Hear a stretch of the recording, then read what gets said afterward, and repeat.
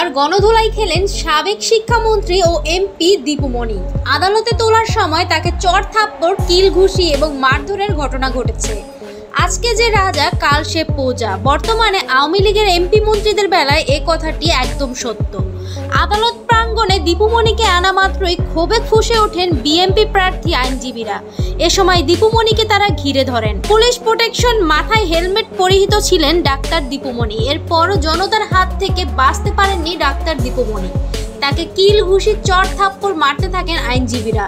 এ সময় তাকে উদ্দেশ্য করে অকথ্য ভাষায় গালাগালি করতেও শোনা গিয়েছে। এ সময় তারা স্লোগান দিতে থাকেন, দীপুমণির ফাঁসি চাই, দীপুমণির দুই গালে জুতা মারো তালে তালে ইত্যাদি স্লোগানে মুখরিত হয়ে ওঠে আদালত প্রাঙ্গণ। দীপুমণিকে আদালতে তুলে 10 দিনের রিমান্ড দাবি করা হয়। শুনানির পর 4 দিনের রিমান্ড মঞ্জুর করেন আদালত। পুরোটা সময় ডাক্তার দীপুমণি প্রাণ ভয়ে ছিলেন। কোটা আন্দোলনের সময় ছাত্র হত্যার অভিযোগে আসামি করা হয়েছে ডাক্তার দীপুমণিকে। গতকাল ডিওএইচএস এর এক আত্মীয়ের বাসা থেকে গ্রেফতার করা হয় দীপুমণিকে। সো ভিউয়ার্স, ভিডিওটিতে একটি লাইক এবং কমেন্ট করতে ভুলবেন না যেন। আর ভিডিওটি দেখার জন্য আপনাকে ধন্যবাদ।